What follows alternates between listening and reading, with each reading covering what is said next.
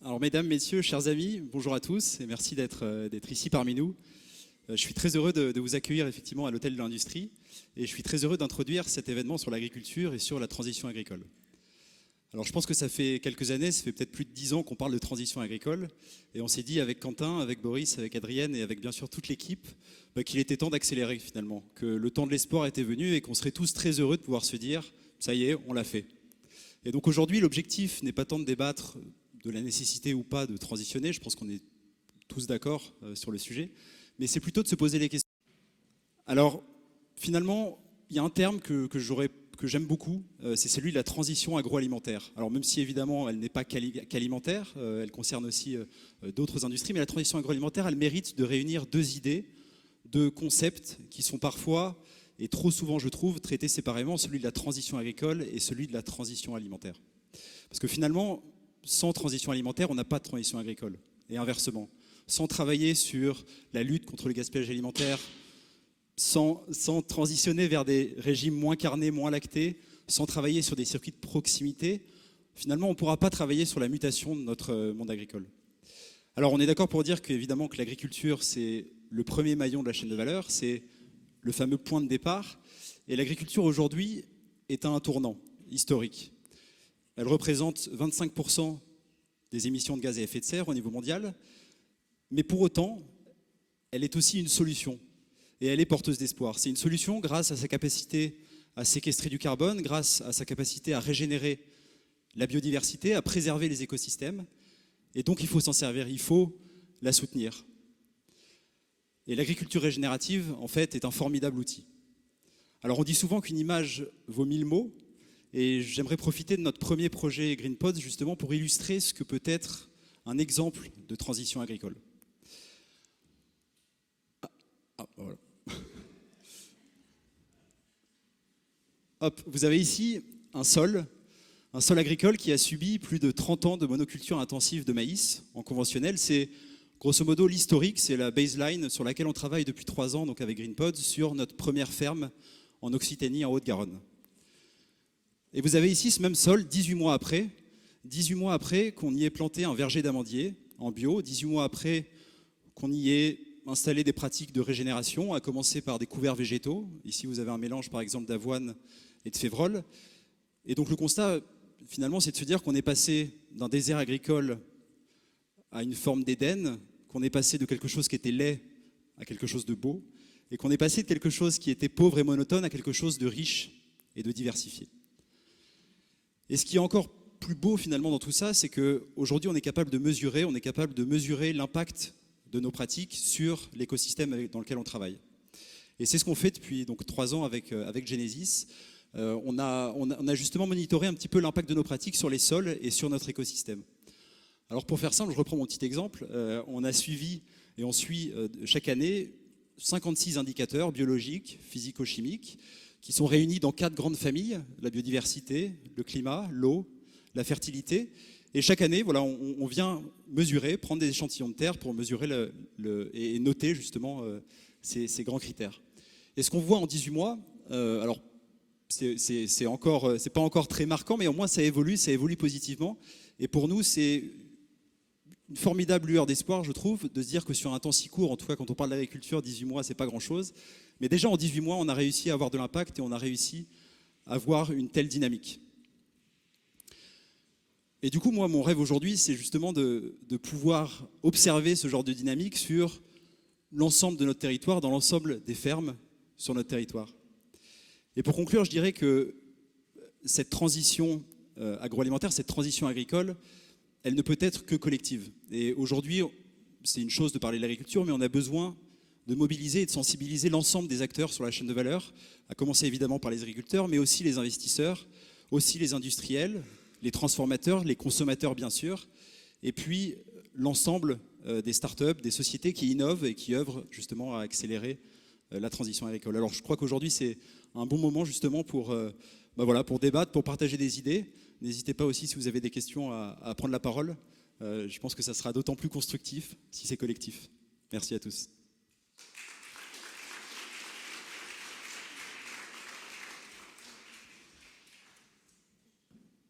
Merci Martin, et vivement que le monde ressemble à la Granja. Merci beaucoup d'être là, d'être venu. Merci à tous ceux qui ont travaillé à la préparation de cette conférence. Bienvenue donc à l'Hôtel de l'Industrie, et c'est une situation cocasse de parler d'agriculture à l'Hôtel de l'Industrie. Quoique, tu as parlé d'espoir, je crois que c'est aussi une note d'espoir.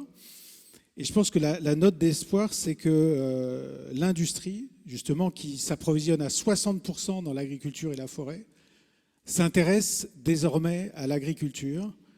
Elle en fait un vrai sujet d'attention. Elle s'intéresse à son impact.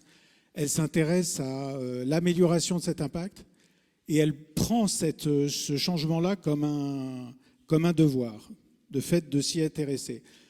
Effectivement, parce que dès lors qu'elle commence à regarder son impact, l'essentiel de l'impact de la production d'un blé, d'un coton, d'un bois ou quoi que ce soit qui vient de l'agriculture ou de la forêt, il est largement déterminé à la sortie du champ.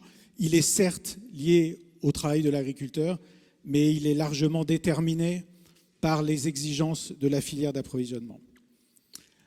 Le deuxième espoir que je vois dans cette présence à l'Hôtel de l'Industrie, c'est l'industrialisation, c'est la massification, c'est l'accélération du modèle de transition. Les nouvelles sont bonnes. C'est-à-dire qu'on a démarré, nous, il y a 5 ans, vous, à peu près en même temps.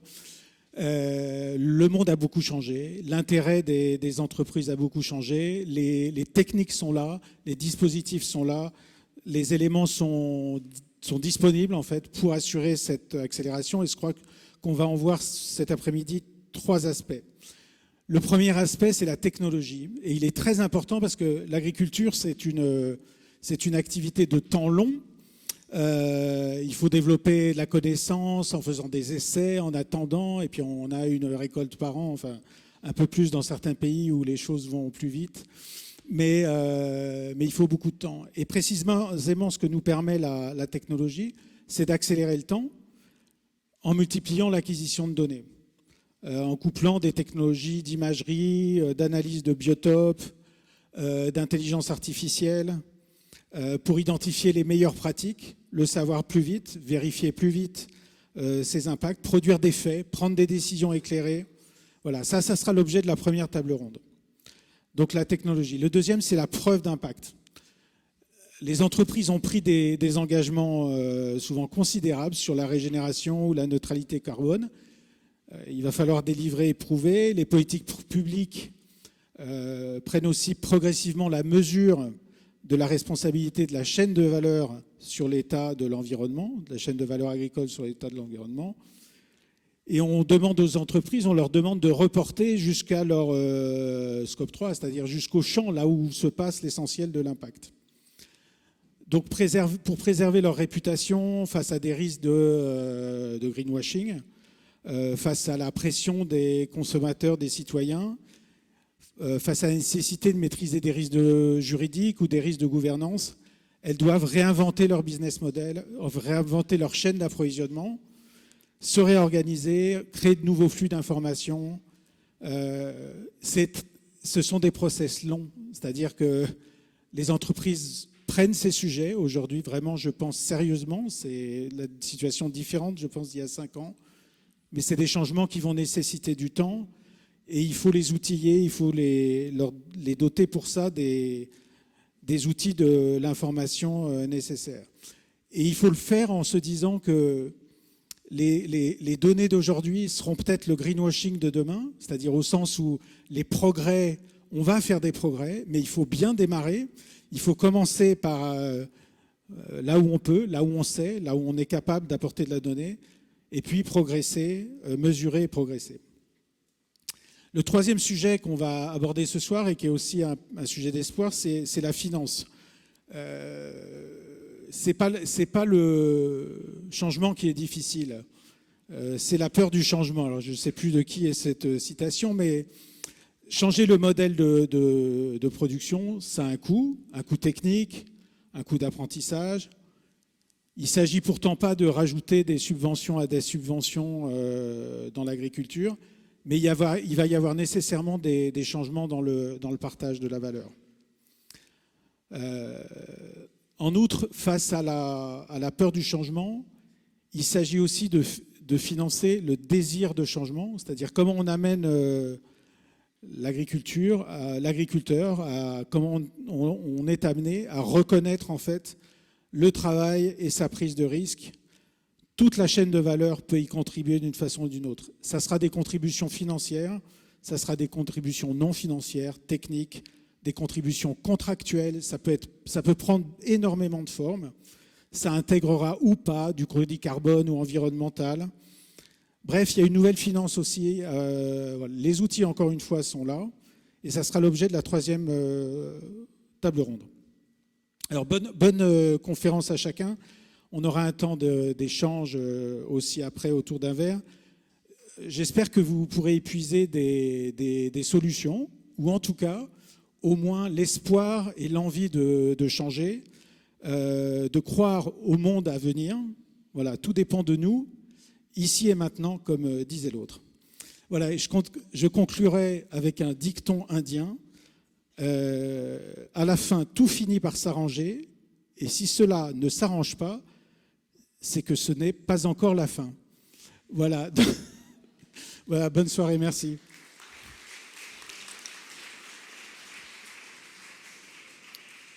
Alors, merci. On va commencer la première table ronde. On est ravis d'accueillir notamment Jérôme Leroy, qui est le fondateur de Winat, qui est une société qui propose des outils de mesure météorologiques et agronomiques, et qui est également le fondateur de la Ferme Digitale, qui est une association qui a pour objectif de promouvoir l'innovation et le numérique dans l'agriculture. Donc, merci à tous. Toi, tu vois rien, c'est sûr. Bonjour, bonsoir à tous. Ravi d'avoir réuni ce beau panel. Merci Martin et Roland pour votre invitation. Alors moi, on m'a demandé de témoigner un petit peu en tant que fondateur, cofondateur de la Ferme Digitale et aussi fondateur de ma propre entreprise il y a maintenant 8 ans. Alors on va parler un petit peu des deux approches, c'est-à-dire le besoin de pilotage au plus près du terrain, mais aussi le besoin de déploiement à grande échelle. Pour ça, je vais d'abord essayer de vous expliquer un petit peu l'histoire de la technologie et de l'innovation en France dans le domaine agricole depuis 10 ans. Je ne vais pas m'arrêter avant. Vous savez très bien que le monde agricole est très consommateur historiquement de technologie et d'innovation. Plus de 80% des agriculteurs sont connectés, ils achètent en ligne, ils vendent en ligne. Le GPS est présent depuis les années 50 et dans l'agriculture assez massivement depuis les années 90. Donc ça, c'était les années 90. Depuis les années 2010, on a vu une première génération d'entreprises se créer. Donc là, on prend les générations d'entreprises créées entre 2010 et 2020. C'est quasiment en même temps qu'on a créé la Ferme Digitale. Là, on traitait plutôt d'entreprises qui travaillaient sur le capteur, sur la robotique, sur les plateformes d'achat en ligne, les plateformes de vente en ligne. Et depuis 2020, on a vu une nouvelle génération d'entreprises arriver, notamment à la Ferme Digitale et dans l'écosystème. Alors là, on parle plutôt de data, de données satellites, de biotech, de biostimulants, de biointrants, de carbone, beaucoup d'acteurs aussi dans la salle, de plateformes de formation en ligne des agriculteurs aussi, un changement des comportements, changement des générations.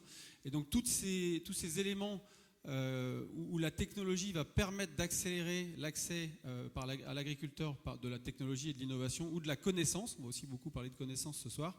Et je terminerai avant d'introduire nos invités par l'agritech. Vous avez déjà entendu parler d'agritech ou d'agtech. Alors bien évidemment l'agtech, nous on a appris en 8 ans, on n'a jamais déjà été là pour révolutionner l'agriculture. L'agritech, et notamment la Ferme Digitale, c'est souvent des fils ou des petits-fils d'agriculteurs et d'agricultrices qui ont eu à un moment donné une carrière précédente et qui ont envie de revenir par conviction personnelle ou par passion personnelle ou familiale, de venir utiliser l'expérience qu'ils ont eue précédemment dans une autre industrie et venir l'apporter dans ce secteur cher à nous tous, très important pour notre alimentation. Et donc, nous, à la Ferme Digitale, on essaye vraiment de passer ce message qu'on n'est pas dans le technosolutionnisme à tout prix, mais que d'abord il y a des hommes et des femmes derrière qui ont mis toute leur énergie pour créer des entreprises où la technologie doit être diffusée à un maximum d'agriculteurs et d'utilisateurs. Alors, on va commencer par les usages. Je vais déjà demander à chacun d'entre vous de se présenter. On va commencer par Diane et de nous expliquer à quels usages vous vous intéressez chez Bioline. Est-ce que tu peux nous les illustrer, ces usages, par un exemple, et te présenter au passage? Donc, bonjour à tous, merci de m'avoir proposé d'échanger avec vous, c'est un plaisir. Donc, je m'appelle Diane Sergent, je suis en charge du développement des nouveaux services dans la partie agriculture du groupe InVivo, qui s'appelle Bioline. Et ce qu'on entend par développement et services, c'est tout ce qui va aider l'agriculteur à piloter son exploitation. Donc, on parle de, je vais citer les noms quand même pour ceux qui connaissent, donc il y a SMAG, notre Farm Management System, vous avez l'agriculture de précision avec BIAPI, vous avez du conseil agroécologique avec AgroSolutions, vous avez notre réseau de coopératives avec Farm Leader, vous avez Carbon & Co qui est une structure de sourcing et de contribution carbone, et puis la plateforme Openfield, voilà, je vous le représenterai tout à l'heure. Donc en gros, c'est toute une palette de services, donc on n'a pas un seul cas d'usage, je suis désolée, on a tous les cas d'usage qui permettent de démontrer que l'agriculture apporte du résultat sur plein de composantes et 3 principales, donc tu l'as rappelé tout à l'heure. Tout d'abord, l'alimentation. Le plus important, c'est quand même de nourrir les hommes, donc d'assurer la qualité nutritionnelle et sanitaire des aliments. Ça nous paraît évident, mais ce n'est pas si facile que ça. Donc il y a vraiment cet usage premier de l'alimentation. Ensuite, il y a tout ce qui touche à l'environnement. Donc on parle de carbone, climat, on parle de biodiversité, on parle de qualité de l'air, de l'eau, on parle de qualité des sols, de régénération. Donc ça, c'est on va dire le deuxième pilier de nos enjeux, de nos usages. Et le troisième enjeu, tout ce qui va toucher à l'agriculteur et à sa rémunération, qui doit être juste et durable. Voilà, il faut qu'il vive dignement de son travail. Et puis sa qualité de vie. Comme tout citoyen aujourd'hui, l'équilibre vie perso, vie pro, c'est très important. Donc pour l'agriculteur, c'est la même chose. Donc on va dire ces 3 piliers, c'est vraiment sur ça qu'on travaille au niveau de Bioline et qu'on trouve les meilleurs cas d'usage pour y répondre. Voilà. Merci Diane, on va passer la parole à Valentin. Merci Jérôme. Écoutez, d'abord merci à tous les 3 et puis merci à tous et à toutes pour votre écoute ce soir. Donc moi je suis Valentin Lombardi, je suis chez Google Cloud, donc l'acteur le moins agricole de la soirée. Mais n'empêche que chez Google Cloud, depuis maintenant 3 ans et demi, on travaille à essayer de mieux comprendre le monde de la coopération agricole et le monde de l'agro-industrie. Donc moi je représente aujourd'hui ce secteur. Chez Google, finalement, on n'est ni plus ni moins qu'une boîte à outils technologique. Alors, une boîte à outils technologique, qu'est-ce que c'est? On met à disposition de nos clients ou nos prospects, start-up, peut être des Winat, des Genesis, un certain nombre d'ETI ou de PME, des coopératives de taille intermédiaire ou encore des grands groupes, InVivo par exemple, ou d'autres coopératives agricoles françaises.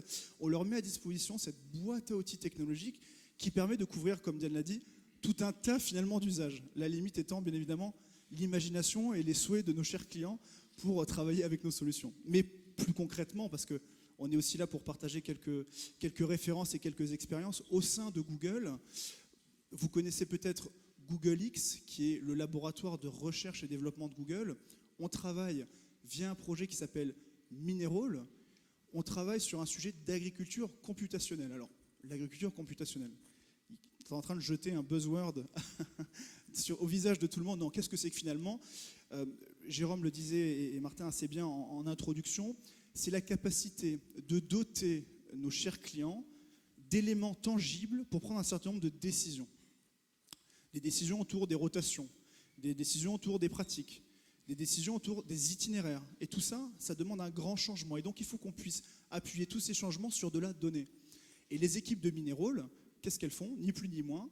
Elles vont concaténer un certain nombre de données satellitaires, des données statistiques, mais aussi des données qui sont relevées au niveau du sol pour aider donc ces clients à travailler à tous ces cas d'usage finalement pour mieux piloter l'organisation et prendre des décisions éclairées pour aider à faire plus d'agriculture de régénération et plus d'agriculture de conservation. Merci Valentin. Donc vous voyez, toutes les startups ont encore beaucoup à faire pour remplir le rôle que leur demandent les agriculteurs français. Et Mineral est souvent cité comme étant attention, il y a Mineral qui lance ça, donc les startups ça les titille et je pense que ça stimule aussi beaucoup l'industrie. Merci pour ton témoignage. Alors Roland, tu peux te présenter et puis nous expliquer un petit peu, vous, sur quels sont les usages que vous proposez et à qui? Avec plaisir. Bonjour à tous et à toutes. Donc, Roland Dufaux, je suis le directeur général de Genesis. Donc, Martin nous a parfaitement introduit tout à l'heure. Donc, Genesis, on fournit des preuves d'impact environnemental liées à l'usage, à l'exploitation des terres. Et tout ça via une plateforme SaaS. Donc, c'est un fait assez rare pour être souligné. Et je sais que Jérôme appréciera aussi. Ces données, elles proviennent de mesures terrain. Et ces mesures terrain, c'est des mesures de la santé des terres, la santé des sols. Et on vient croiser ces mesures avec l'ensemble des données contextuelles disponibles que l'ensemble des acteurs du marché peuvent nous aider à acquérir ou que nous obtenons nous-mêmes, comme j'expliquerai plus tard. Et on vient croiser ces données avec nos mesures pour comprendre, pour expliquer l'état des terres et également, plus largement, l'impact que l'activité humaine a eu sur ces terres. Donc, ça sert à quoi tout ça? Quels sont les usages couverts par Genesis? Là encore, Martin l'a illustré. Nos clients nous utilisent pour déjà préserver, soutenir leur réputation et améliorer leur impact. Et très concrètement, dans le cadre de la transition agricole, on va leur permettre de valider leurs engagements d'agriculture régénérative, de vérifier, certifier leur stockage de carbone, leur capacité à préserver la biodiversité. On va permettre aux directions achats d'améliorer, d'optimiser leurs approvisionnements en minimisant les risques à partir de données environnementales et pas uniquement économiques. On va permettre à la direction RSE d'exploiter nos preuves dans des rapports extra-financiers pour se conformer à la réglementation, la CSRD par exemple. Et plus proche du terrain, comme Martin l'a présenté, on va permettre à des équipes orientées vers l'amont agricole de pouvoir exploiter ces preuves, soit pour améliorer, enrichir des cahiers des charges existants, soit, comme Martin l'a montré, pour mieux piloter, guider l'amélioration de l'impact local. Voilà pour nous. Merci Roland. Alors Martin, maintenant c'est à toi de nous faire rêver parce que tu nous as montré une superbe photo, mais comment on fait quand on a plusieurs sites comme ça et qu'on veut avoir beaucoup de sites comme ça dans le monde entier, en France, et qu'on ne peut pas forcément être sur chaque site? Comment toi tu te positionnes et qu'est-ce que la donnée, qu'est-ce que la connaissance, qu'est-ce que la technologie t'apporte et quel choix tu as fait depuis la création de GreenPods? Alors justement, on a besoin de vous, on a besoin justement de solutions et d'innovations. Alors peut-être pour représenter un petit peu ce qu'on fait nous, pour que tout le monde soit au courant. Donc moi je suis l'un des 2 cofondateurs de GreenPods avec mon associé Boris.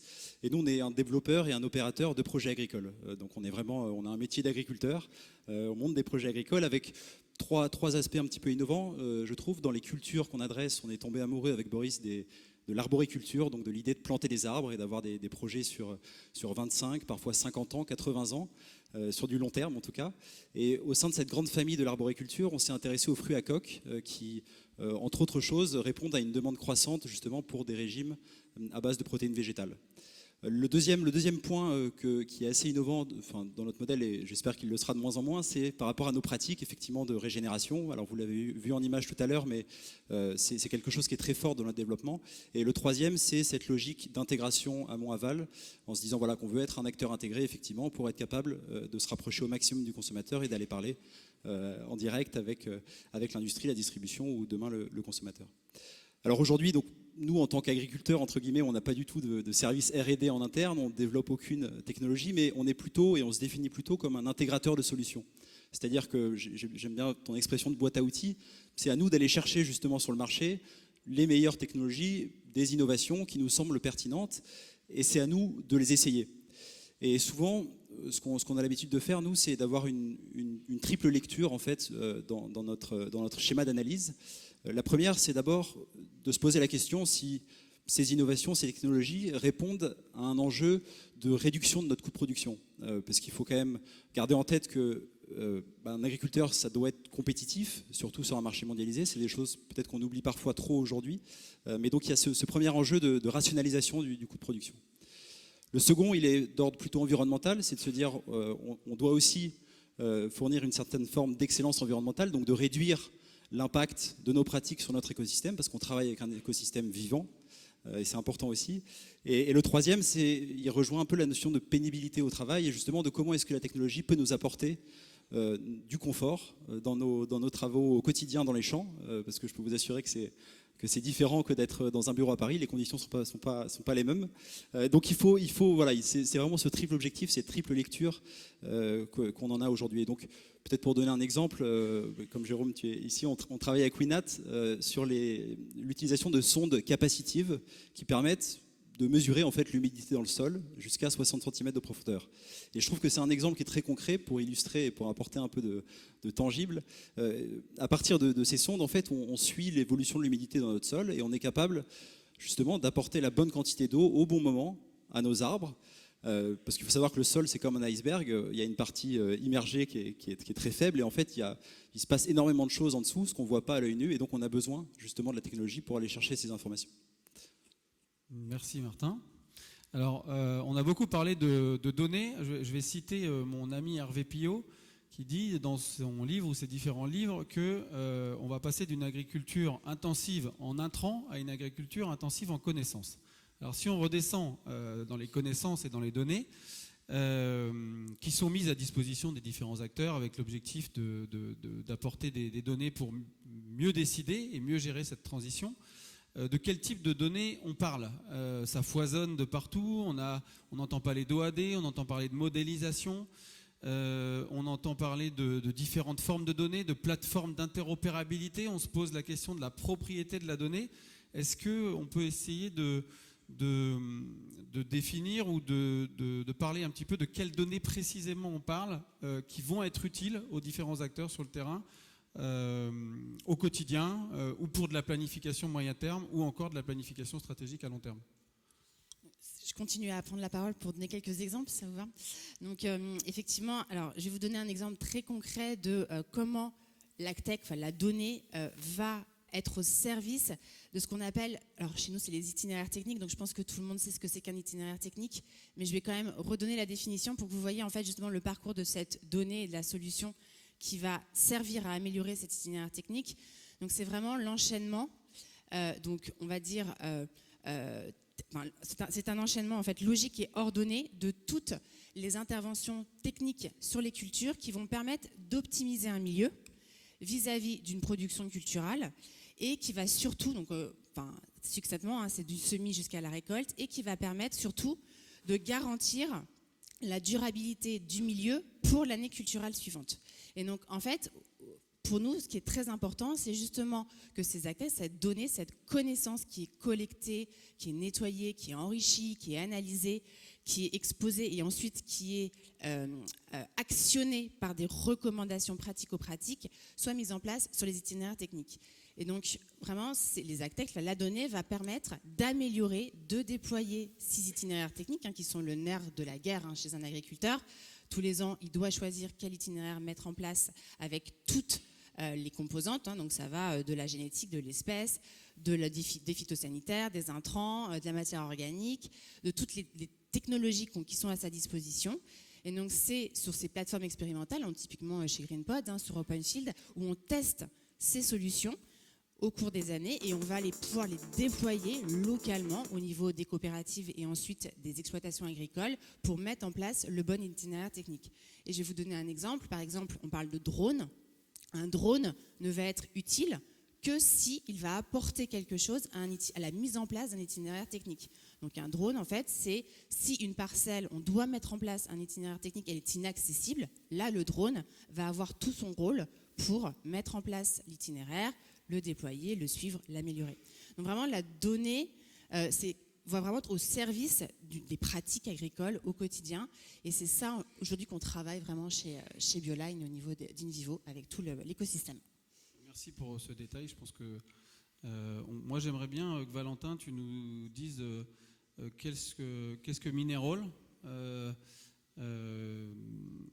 cherche à apporter comme architecture pour que l'agriculteur ait accès encore plus vite à des données. On parlait de satellites tout à l'heure, Diane, tu nous cites le drone. À quelle finalité, quel indicateur au final va être produit par cette architecture? C'est une excellente question, Jérôme. Mais, donc, qu'on comprenne bien, Google en tant que tel n'est pas une AgTech. Minerall est un projet AgTech à l'intérieur de la grande maison qui est Google.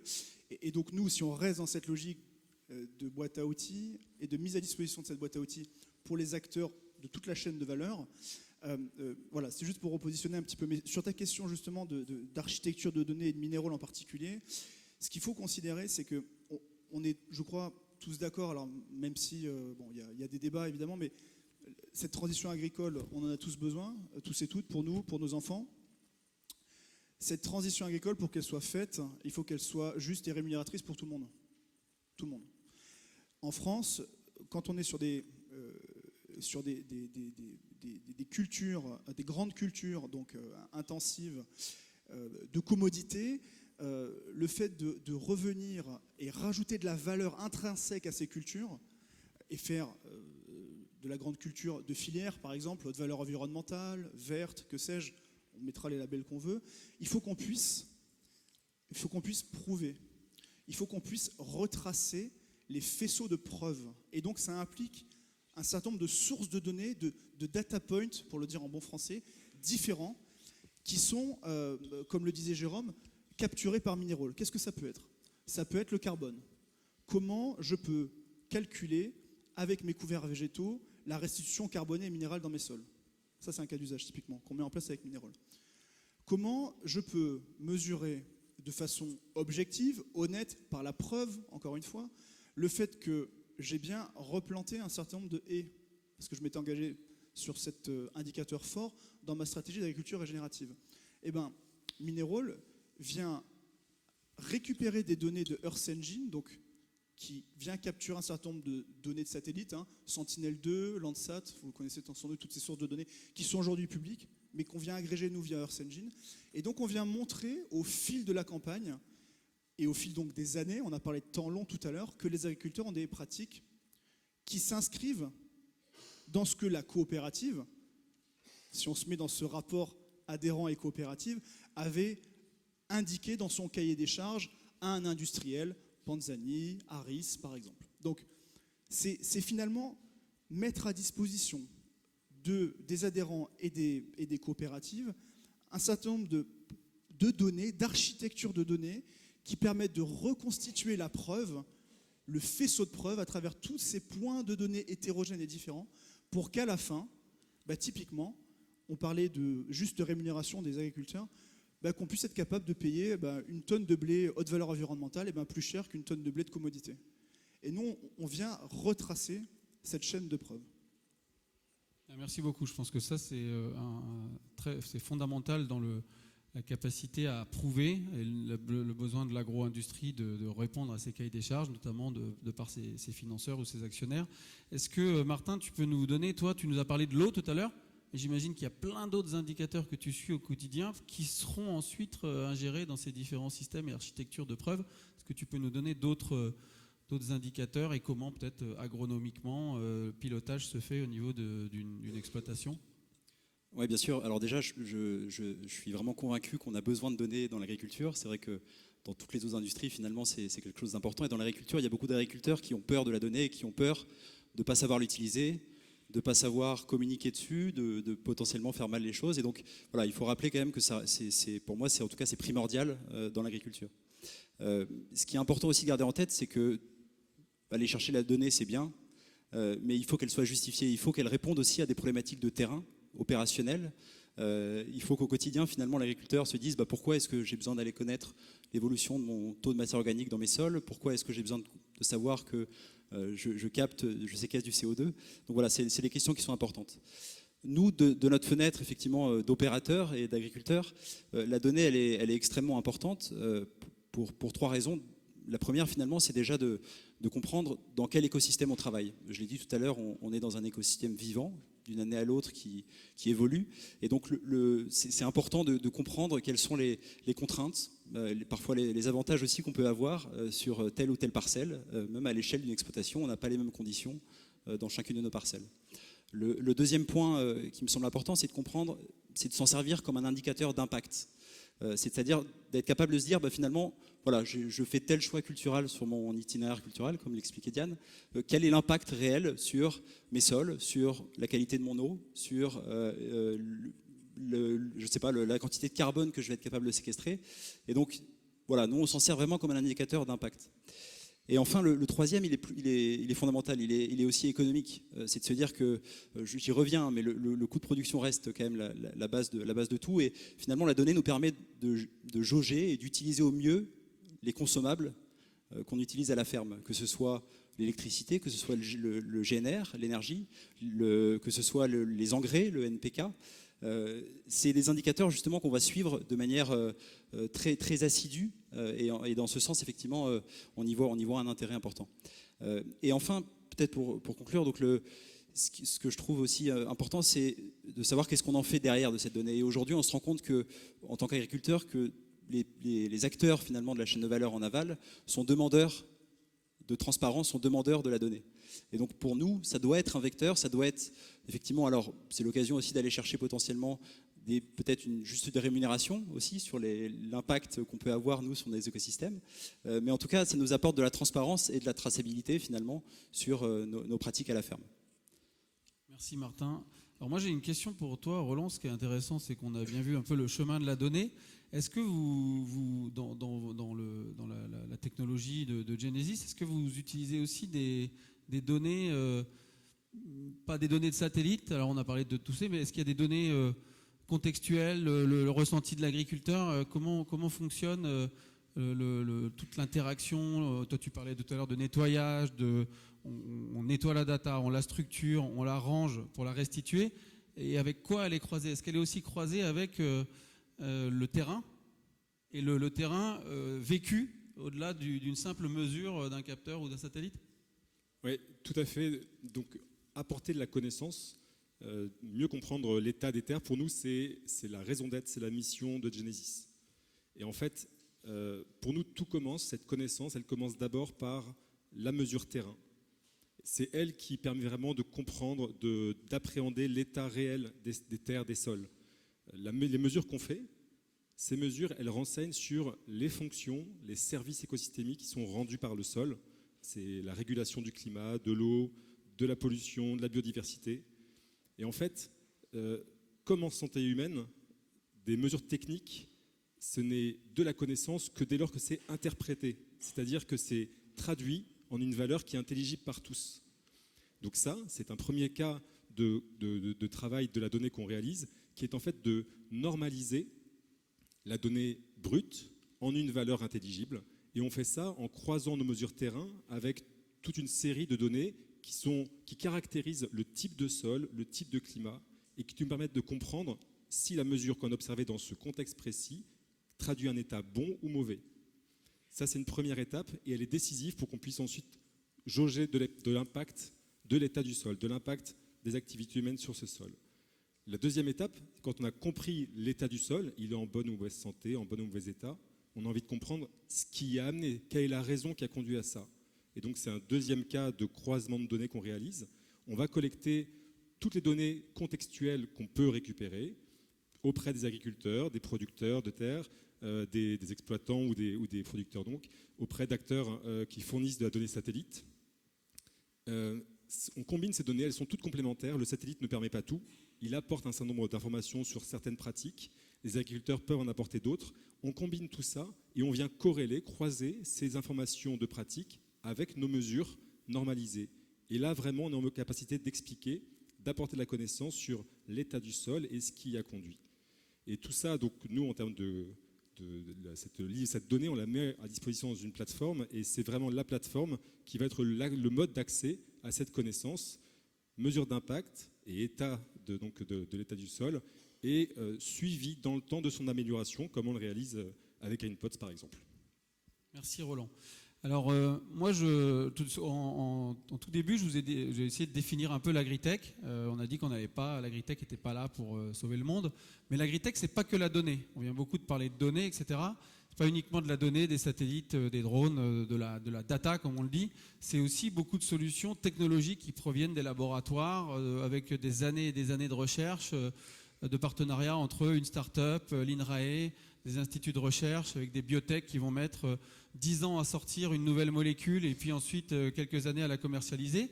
Donc il y a aussi une génération d'entreprises dans la technologie qui ne sont pas que des entreprises purement SaaS, purement DaaS, purement satellitaire ou drone, en lien avec la référence que je faisais au fait qu'on va pas, c'est pas ça qui va uniquement révolutionner la transition et qui va aider la transition, c'est que ces agritech, elles sont de nature extrêmement diverse.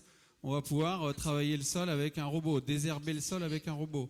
On va pouvoir mettre un bio-intrant, on va pouvoir faire des solutions combinatoires, on va associer une solution une solution, on va dire, traditionnelle avec une molécule nouvelle. Et on va tester le résultat entre les associations de ces différentes molécules sur la croissance d'une plante, sur la résistance au stress hydrique. On a par exemple des sociétés qui inventent, enfin qui développent et qui inoculent des champignons mycorhiziens qui, après des années d'essais, permettent de constater pour des viticulteurs ou des arboriculteurs que la rétention en eau est meilleure si on remet de la vie dans le sol. Et pour ça, vous imaginez le niveau de connaissances technologiques, scientifiques qu'il faut développer. Et ça, c'est la chance qu'on a aussi en France, c'est qu'avec l'INRA, c'est 13 000 chercheurs. Alors nous, notre rêve à la ferme digitale, c'est que ces 13 000 chercheurs, il y en ait plusieurs pourcents, plusieurs dizaines de pourcents, qui deviennent eux-mêmes des entrepreneurs pour aider ou entrepreneurs pendant quelques années, pour ensuite revenir dans le circuit scientifique, pour aider ces connaissances à rentrer dans le circuit d'une entreprise qui, elle, va la commercialiser pour le déployer à grande échelle. Ce qui fait le lien avec la conclusion un petit peu de la table ronde, c'est comment on peut faire pour passer ce système de transition à l'échelle. On parle d'expérimentation, hein, c'est aussi un maître mot à la ferme digitale, le rapport French Agritech qu'on a écrit en 2021. On s'est dit, c'est pas possible, on n'expérimente pas assez. Alors comment est-ce qu'il y a des clés, des apprentissages que toi tu peux tirer pour te dire, ok, moi maintenant je sais et je suis prêt à déployer à grande échelle, et quels sont les tenants et aboutissants de la réussite de plusieurs types de projets comme tu nous l'as montré en préambule. Mais je pense que tu l'as très bien expliqué, et le mot expérimentation, il est clé à mon sens. Aujourd'hui, je pense que c'est important quand on développe quelque chose, quand on développe une technologie, quand on innove, de se rapprocher du terrain et de comprendre finalement est-ce qu'on répond à une contrainte opérationnelle, à une contrainte financière de l'agriculteur. Et en se rapprochant du terrain, évidemment, l'expérimentation, c'est la meilleure manière de se rendre compte est-ce que notre solution répond à un besoin. Nous, ce qu'on a essayé de faire justement à partir de ce premier projet, qu'on a baptisé La Granja en Occitanie, donc c'est une ferme qui fait 150 hectares, et on a essayé d'en faire un peu un laboratoire à ciel ouvert depuis 3 ans, justement en se disant, on a un objectif, nous, évidemment, de grossir et de constituer un portefeuille de plusieurs projets agricoles, mais finalement, qu'est-ce qu'on va être capable de passer à l'échelle et comment on va le faire. Et donc, de manière assez simple, on profite de ce projet justement pour tester, pour apprendre, pour se former, différentes innovations, effectivement, alors qui ne sont pas uniquement liées à de la donnée, mais qui, tu l'as très bien dit, Jérôme, on est par exemple en train de mettre en place des essais pour le printemps prochain avec 3 sociétés, Gaiago, avec une société qui s'appelle Kelp Blue, donc qui travaille à partir d'algues marines, et une société qui s'appelle Toupie Organics, qui travaille en fait à partir d'urine pour justement refertiliser les sols. Et je trouve ça génial en fait de se dire qu'aujourd'hui il faut créer des fermes d'expérimentation, il faut être capable sur des surfaces relativement conséquentes de se rendre compte, c'est pas uniquement sur 1000 m² ou moins, mais en tout cas à plus grande échelle, de se rendre compte de l'impact que peuvent avoir ces innovations sur les opérations agricoles. Et ce qui est justement important, c'est le partage d'expériences. C'est-à-dire qu'aujourd'hui, c'est bien d'avoir des fermes expérimentales, mais il faut ouvrir les portes, il faut permettre à d'autres agriculteurs de venir, de se rendre compte, d'apprendre, d'échanger, de discuter, parce que c'est finalement la clé aujourd'hui pour diffuser et pour rêver justement à une transition et à l'accélération de la transition.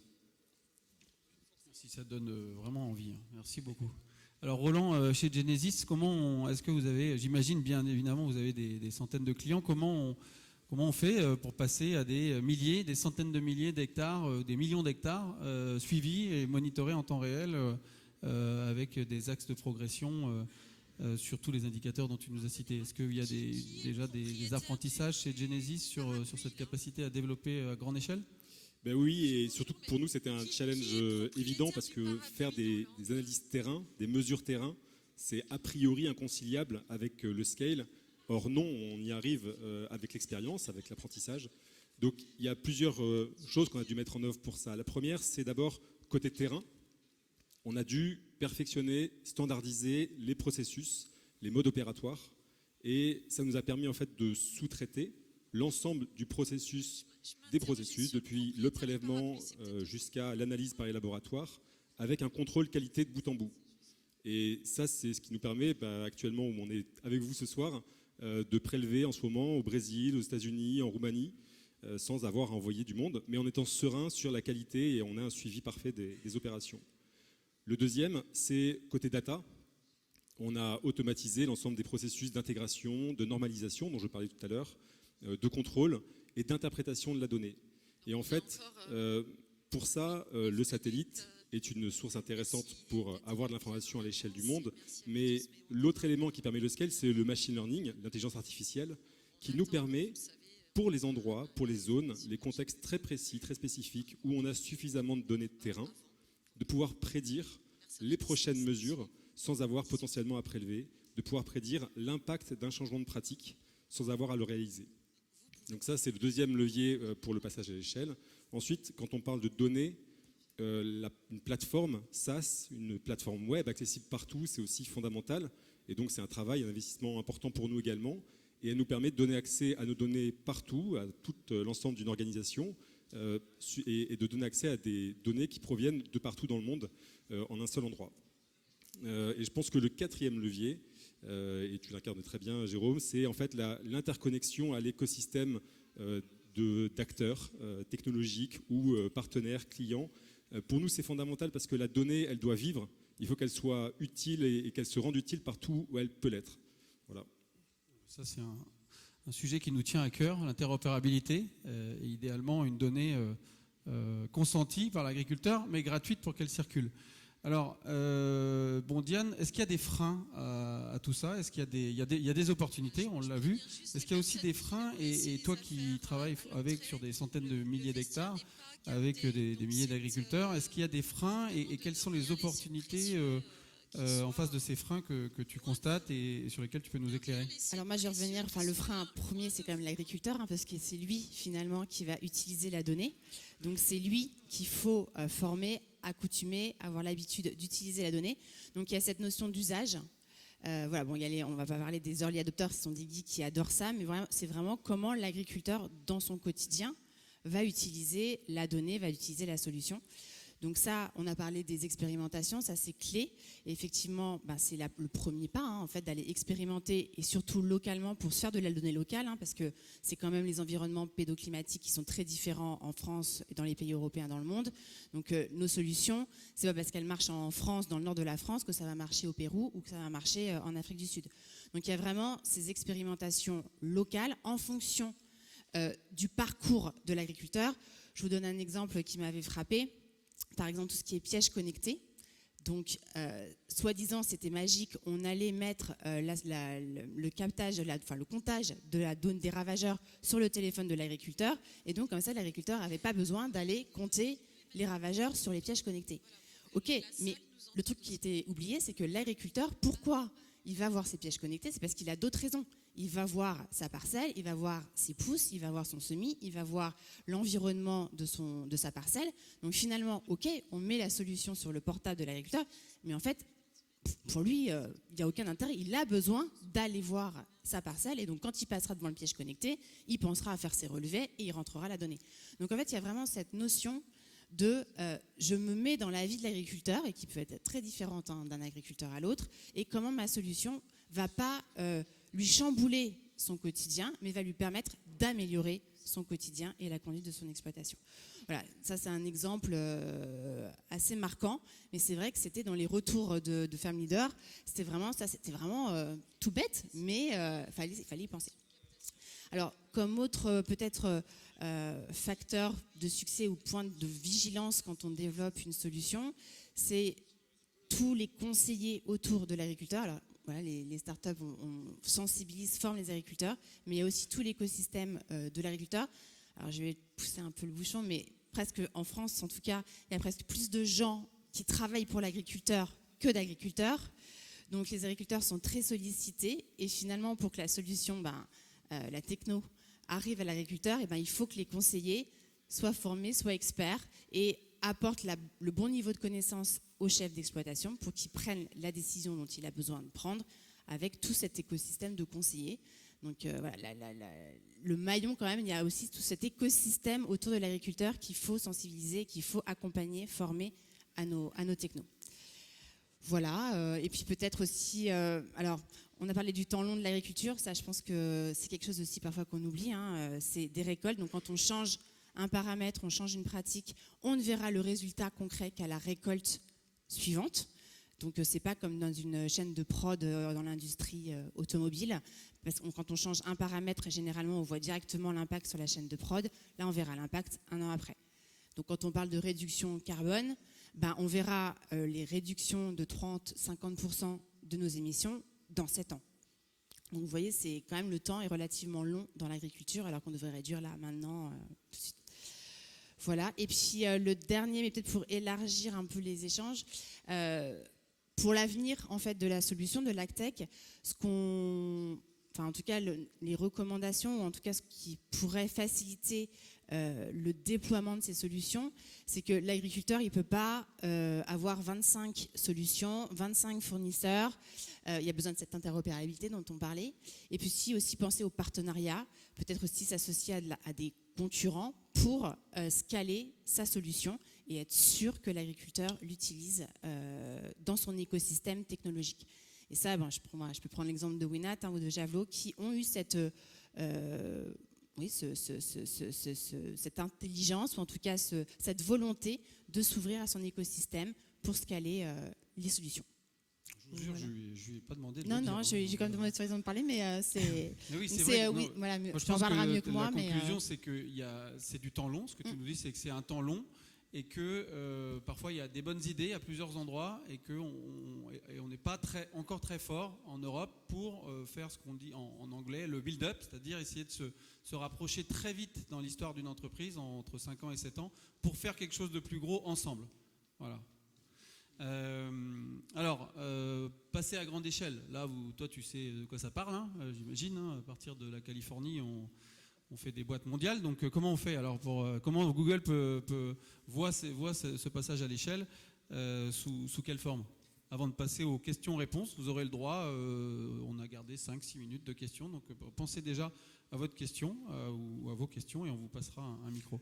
Non, mais je vais te décevoir, Jérôme, et décevoir peut-être tout le monde, mais en fait, on reste encore une fois, il faut rester humble, modeste.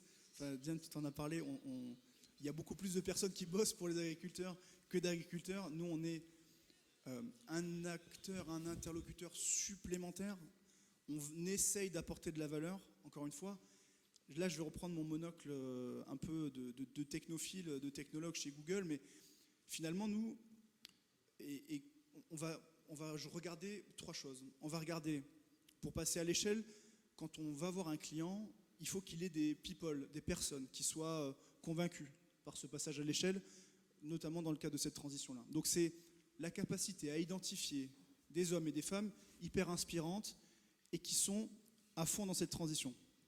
Moi, je travaille tous les jours avec une coopérative agricole du centre de la France qui m'épate par sa volonté de désiloter ses sources de données dans sa coopérative, de faire parler ces données, d'aller créer de l'intelligence à travers toutes ces sources qui ne se parlaient pas, qui étaient complètement décorrélées. Tu parlais, Diane, de différents systèmes ininteropérables, pour dire un néologisme. Et ils ont choisi Google pour finalement aller sur le deuxième pilier qui est d'utiliser des technologies qui soient pérennes et qui puissent passer à l'échelle. Donc c'est cette fameuse boîte à outils que j'essaye de vous vendre depuis tout à l'heure. C'est une boîte à outils solide qui dure dans le temps, qui est capable de traiter des gigas, des pétas de données et de pouvoir y trouver de l'intelligence dans ces données-là. Et donc, ces différents systèmes qui sont ingérés, si je puis dire, par les plateformes de données Google, propriétaires évidemment des clients, nous, on recommande aux clients de s'inscrire tout de suite dans une démarche de plateforme technologique à l'échelle pour aller travailler des usages. On les a mentionnés déjà, je ne vais pas les répéter pour essayer de tenir le temps. Le troisième point, c'est la technologie. Là, je vous ai parlé d'outils technologiques, mais technologie. Comme tu dis, depuis la Californie, qu'est-ce qu'on voit arriver et comment on pense qu'un certain nombre de technologies vont aider à redonner aux agriculteurs et aux coopératives de la connaissance de leurs propres données. Vous avez sans doute entendu parler d'intelligence artificielle générative. Je pense que oui. Qui ne dit mot consent. L'intelligence artificielle générative n'est qu'un outil pour aider les technico-commerciaux des coopératives ou les agriculteurs pour comprendre et parler à leurs données. Un exemple simple, je suis technical commercial, j'ai une centaine d'adhérents à aller voir sur des centaines et des centaines de parcelles, et ben je ne me rappelle plus forcément ce que Roland a mis sur sa parcelle, où est-ce qu'il en est en termes de niveau de stock, est-ce que je suis allé le voir il y a 6 mois ou il y a 8 mois, ou est-ce que je l'ai vu en fait il y a 2 semaines, en fait il ne faudrait pas que j'aille voir Roland, il faut mieux que j'aille voir Jérôme. Et donc c'est comment j'arrive avec ces technologies à interagir en langage naturel avec mes données pour y trouver du sens et trouver la prochaine meilleure action à faire. Ça c'est un gros sujet aujourd'hui. Et c'est en pleine explosion. Vous verrez toutes les semaines des cas d'usage différents sortir autour de ça. Et le dernier sujet que peut-être je pourrais mentionner, on parle souvent de pénurie sur le recrutement des saisonniers au moment des fins de campagne. La capacité qu'a l'intelligence artificielle générative à aller trouver de l'intelligence dans les CV ou dans les fiches de poste qui sont nécessaires pour aller récolter telle ou telle variété dans tel ou tel champ, on a la capacité de créer des engins de matching entre des profils et des postes et de générer automatiquement des descriptions et des fiches de poste pour faire gagner beaucoup de temps aux ressources humaines des coopératives. On travaille sur ce type de sujet en ce moment aussi avec d'autres coopératives. C'est un gros sujet. Ça, c'est super intéressant. Je n'avais jamais entendu parler, notamment d'aller chercher dans les CV. Alors, avant de passer aux questions-réponses, donc je pense que vous avez l'opportunité de nous poser 1 ou 2 questions. Je vais quand même faire un petit sondage. Du coup, tu m'as fait penser à ça. Comme on est quand même dans la société d'encouragement pour l'industrie nationale, qui a déjà entendu parler d'intelligence artificielle générative et y croyez-vous? On va faire la première question. Qui a déjà entendu parler d'intelligence artificielle générative? Ah ouais, quand même. Ah ouais, d'accord. Ok. Non, mais c'est très bien. Justement, donc ça veut dire que le prochain sujet de votre conférence est déjà trouvé. Alors deuxième question. Du coup, peut-être pour ceux qui le connaissent, mais aussi pour ceux qui le connaissaient pas. Y croyez-vous dans le monde agricole pour les conseillers et pour les agriculteurs? Ok, donc là on voit bien qu'il y a un effet de mode, qu'on a les early adopters et qu'on n'a pas encore trouvé les usages. Francis, je vois bien, effectivement, toi tu es très connaisseur des technologies, donc il y a certainement encore beaucoup de progrès à faire. Alors, les questions, est-ce qu'il y a des questions dans la salle? On peut en prendre 1 ou 2 sans trop de problèmes. Je ne sais pas si on a un micro pour la main du monsieur avec le pull rouge ou je vous donne un micro. C'est pas moi qui réponds de toute façon, donc...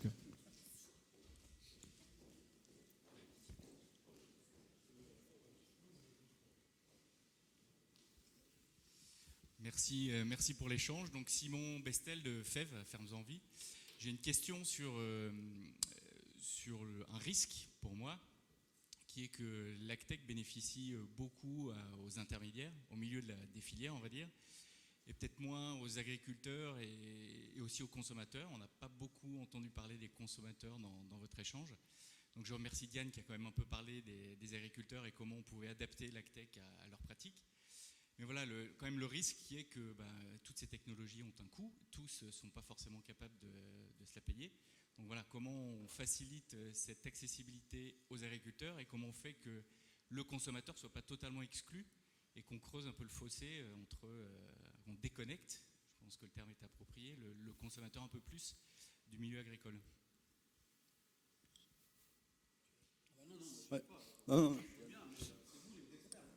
Non, mais pour moi, c'est ce que j'ai essayé d'expliquer. Pour moi, c'est effectivement hyper important de reconnecter et de prendre comme sujet central, enfin, comme personnage principal l'agriculteur. Donc ça passe évidemment par, j'en ai parlé, des expérimentations, mais pas que. Et il faut vraiment effectivement se raccrocher aux contraintes opérationnelles et financières, et c'est bien d'en parler, puisque la grande question, c'est qui paye finalement aussi pour utiliser un robot, pour faire voler un drone, et quels sont les bénéfices économiques pour les agriculteurs. Donc c'est pour ça que moi j'ai vraiment insisté sur la notion de rationalisation du coût de production. Il faut effectivement que la technologie soit au service d'une visée économique pour l'agriculteur, et in fine, toutes les données qu'il va être capable de collecter, il va en avoir un usage d'un point de vue agronomique, d'un point de vue suivi des parcelles, mais c'est aussi quelque chose qui va être capable de communiquer et de finalement créer de la transparence sur la chaîne de valeur. Parce qu'aujourd'hui, finalement, nous on s'en rend compte, de plus en plus de nos interlocuteurs nous demandent quelles sont vos pratiques au champ, quel est l'impact de vos pratiques sur l'écosystème, quelle quantité d'eau vous apportez quand vous irriguez vos cultures. Et in fine, cette information, il la demande parce que le consommateur la demande. Et donc, pour nous, c'est quelque chose qui est effectivement hyper important et qu'il est important de passer à l'échelle et de jouer pour le coup vraiment le collectif. C'est-à-dire qu'on essaye aussi de recevoir beaucoup d'agriculteurs sur notre ferme pour expliquer la pédagogie, pour apprendre aussi, pour former, parce que ça reste très important. Peut-être pour compléter, effectivement, le consommateur, généralement, c'est quand même lui qui donne l'impulsion sur les changements nécessaires au niveau de l'agriculture. On parle de végétalisation, tout ce qui est réduction carbone. Souvent, c'est quand même le consommateur qui drive les cahiers des charges et donc les modifications de pratiques chez l'agriculteur. Mais est-ce qu'aujourd'hui, le consommateur, et je pose la question à la salle, est prêt à payer ces changements ? Parce qu'aujourd'hui, faire de la culture bas carbone, respectueuse de l'environnement, agrègue, ça a un coût. Et aujourd'hui, l'alimentation, c'est des vraies questions d'accès à l'alimentation à un coût raisonnable pour tous. Ça, c'est les politiques publiques, c'est notre société qui préconise, et pour ce qui est normal, un accès à l'alimentation pour tous. Donc il y a cette question de société, et c'est une vraie question ouverte, je n'ai pas la réponse, mais en tout cas, le consommateur a sa voix au chapitre sur ces évolutions de l'agriculture. Et pour le deuxième point sur le retour de la valeur à l'agriculteur, ça c'est essentiel et c'est la mission première du groupe InVivo. Et l'autre, dans le point en tout cas sur la donnée et sur tout ce qui est ce montage d'agtech de solutions, c'est le coût de la donnée, c'est le coût de production et d'acquisition. Et dans les modèles économiques, il faut penser à ce coût de la donnée. Il y a des données qui sont faciles à collecter, faciles à produire, il y en a d'autres qui sont très compliquées. Et c'est toute cette alchimie à trouver dans le modèle économique de cette donnée et dans la solution associée à la donnée.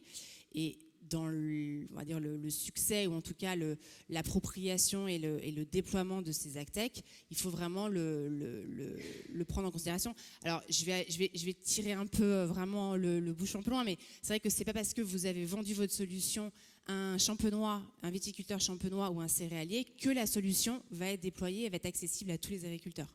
Voilà, c'est pas l'agriculture française, c'est pas la Champagne et c'est pas le céréalier. Donc il y a vraiment toutes ces questions de société à mettre en place, à questionner dans les modèles économiques des startups. Peut-être juste pour compléter, sur la question notamment du financement, parce qu'elle est effectivement très bonne. Nous, on est rentré dans une démarche auprès du label bas carbone, justement, pour venir certifier et voilà, créer vraiment aussi de la valeur sur la quantité de carbone qu'on peut séquestrer grâce à nos activités. Et aujourd'hui, on est, je crois, la plus grande ferme de France labellisée par le label carbone. Bon, ça, à la limite, on s'en fiche. Mais surtout, les crédits carbone, les réductions d'émissions, pour être plus précis, qu'on a aujourd'hui, on est capable de les commercialiser et on est capable de créer un revenu supplémentaire qui est à disposition finalement aussi pour financer des outils technologiques, pour financer potentiellement, de l'acquisition de données, de la robotique. Et donc pour moi, c'est un levier qui est intéressant et qui doit être creusé. Alors je sais qu'il y a beaucoup d'acteurs s'y intéressent et c'est une très bonne chose. Mais c'est pour moi un levier d'action supplémentaire pour aller chercher du financement au niveau des exploitations. Cette troisième table ronde, c'est sur ça. Est-ce qu'il y a une autre question ? Voilà, je pense que Adrienne, j'ai compris, merci. Il n'y a pas de problème, on est dans le timing, donc merci beaucoup pour votre écoute et je pense qu'on peut passer à la merci à vous pour votre intervention.